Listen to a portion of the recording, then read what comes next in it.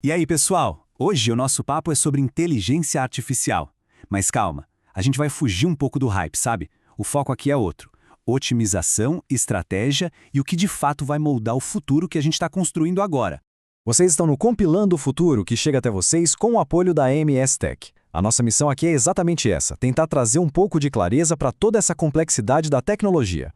Para quem não me conhece, eu sou o Algorito e olha, essa análise aqui foi feita de técnico para técnico. É pra gente, sabe? Desenvolvedores, arquitetos, a galera que tá lá na trincheira, que não tá só no papo sobre o futuro, mas tá de fato botando a mão na massa, construindo isso na economia real, linha por linha de código.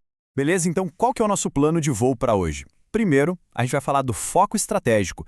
Qual é a da IA de verdade? Depois, a gente mergulha nos pilares da revolução. O que está sustentando tudo isso? Daí, partimos para a nova arena competitiva, como o jogo está mudando. E claro, vamos falar do futuro do trabalho para nós da área técnica. Para fechar, a gente aterriza em arquitetura e casos práticos. Fechado? Então, bora lá!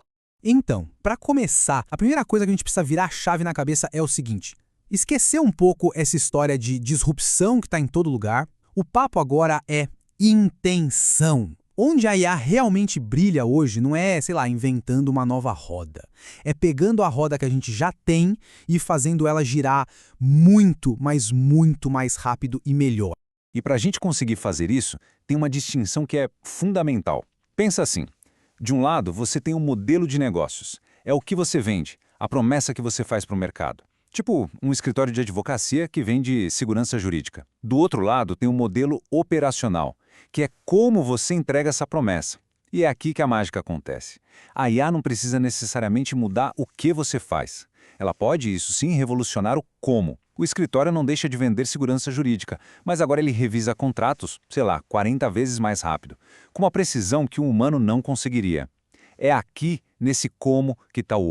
Isso me lembra muito um insight genial do Jeff Bezos. Ele diz que a pergunta errada é: o que vai mudar nos próximos 10 anos? A pergunta estratégica de verdade é: o que não vai mudar? E, poxa, isso é muito poderoso, né? Nossos clientes, eles sempre vão querer as coisas mais rápidas, mais baratas e com mais qualidade. Isso não muda. Então, a IA entra como a ferramenta perfeita para a gente turbinar exatamente essas coisas que são constantes, em vez de ficar correndo atrás de cada nova modinha que aparece. Ok, tudo isso faz sentido. Mas fica a pergunta: por que agora? O que aconteceu para essa revolução toda sair do papel e virar realidade? Bom, a resposta, como quase sempre na nossa área, está na base, na infraestrutura física que sustenta essa brincadeira toda. O que a gente está vendo, na verdade, é uma tempestade perfeita, a convergência de 3 pilares. Pensa comigo.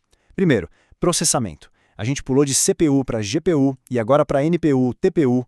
Isso tornou a inferência, ou seja, o pensamento da IA, algo que acontece em tempo real.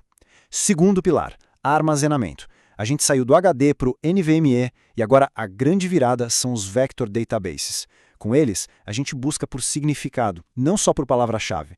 É como dar uma memória de longo prazo de verdade para os agentes de IA. E por fim, conectividade. Com 5G, IoT massivo, um produto não é mais uma coisa isolada, ele está conversando com tudo ao redor. Juntando esses 3, cara, aí você tem a fundação para tudo que a gente está vendo de incrível acontecer.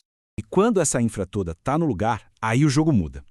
O que a gente entende por produto e até por competição vira de cabeça para baixo. É tão grande a mudança que vale a pena a gente até revisitar um clássico, o modelo das 5 forças de Porter, mas agora com os óculos da IA. Dá uma olhada nessa escada de valor. Tudo começa com um produto puramente mecânico, certo? Uma coisa. Aí a gente embarca um software nele e pronto, virou um produto inteligente.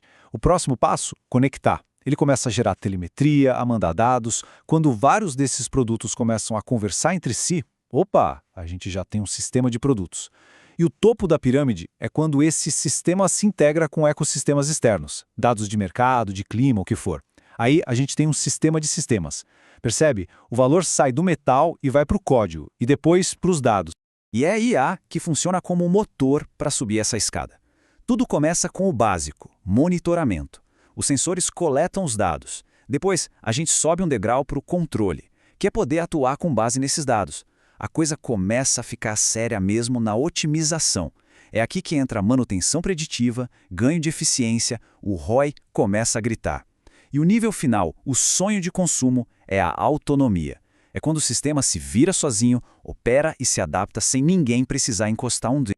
Ok, a tecnologia evolui, os produtos evoluem, legal. Mas e a gente? E nós, que somos da área técnica? Como é que a gente fica nessa história? Porque, vamos ser sinceros, tem um medo rolando no ar, né? Um conceito que o pessoal está chamando de juniorização. A ideia de que a IA vai simplesmente varrer do mapa as tarefas que eram a porta de entrada para nossa carreira. A pergunta é essa, na lata. A IA é o fim do desenvolvedor júnior? Pensa bem. Se a IA já consegue escrever aquele código boilerplate, rodar teste unitário, fazer triagem de bug, o que sobra para o dev júnior que tradicionalmente aprendia fazendo exatamente isso? Acho que a melhor forma de responder isso é pensando com a cabeça de economista. O nosso valor profissional vem de duas coisas, utilidade e raridade. O problema é que a IA está pegando um monte de tarefa útil, tipo escrever um script simples, e transformando em commodity. Deixa de ser raro. Então, onde que a gente encontra a nova raridade? Ela está no julgamento, na habilidade de lidar com ambiguidade, de tomar decisões em cenários complexos, na conexão humana, a capacidade de olhar para o código que a IA gerou e dizer, isso aqui tá bom, isso aqui faz sentido para o negócio, isso aqui é ético. Isso, meus amigos, é o que vai ser raro e, portanto, muito, muito valioso. Beleza. Já falamos da estratégia, do impacto, agora vamos descer para o nosso mundo. Vamos falar de código, de arquitetura. Como é que a gente traduz essa conversa toda em implementações de verdade? A arquitetura que está despontando como padrão é a de agentes. Pensa num agente de IA como um ser digital. Ele tem um cérebro, que é o LLM, para pensar e planejar. Ele tem memória, tanto de curto prazo quanto de longo prazo.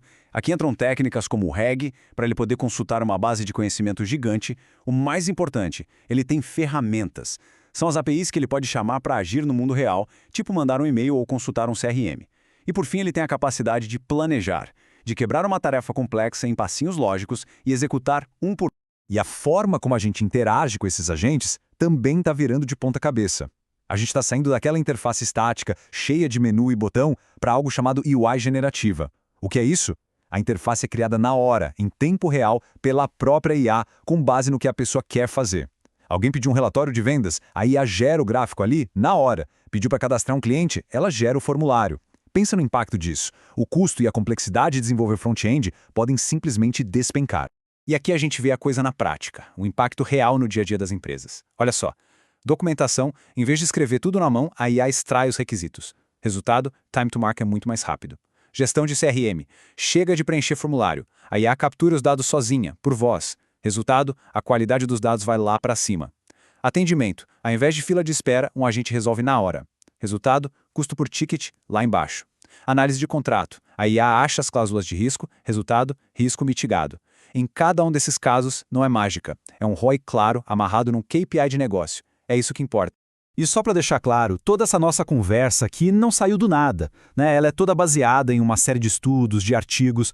Para quem curtiu o papo e quer ir mais fundo, todas as fontes e referências estão lá no material original, é só conferir. Para a gente fechar, queria deixar uma provocação no ar. A tecnologia está aí, as ferramentas estão disponíveis e cada dia melhores. Será que a maior barreira que a gente enfrenta hoje, nós que construímos o futuro, será que ela é mesmo tecnológica? Ou será que o maior obstáculo é a nossa própria dificuldade de rasgar os mapas mentais antigos e, de fato, abraçar um jeito novo de pensar sobre o que é trabalho, o que é valor e o que é eficiência? Fica aí a reflexão, porque essa conversa ela está só começando.